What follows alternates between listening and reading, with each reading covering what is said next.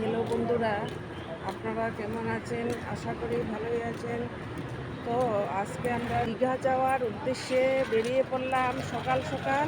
প্রায় 4টার সময় একটা অটো নিয়ে গড়িয়া বাস স্ট্যান্ডে এসে পৌঁছলাম। আমার সঙ্গে আছে শম্পা বৌদি।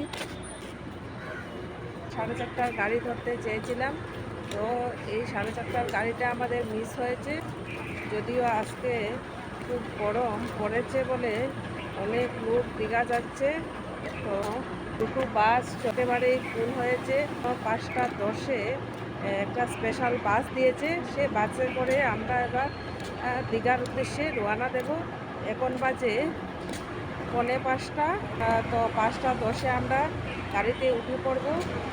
এই যে ওরা বসে আছে।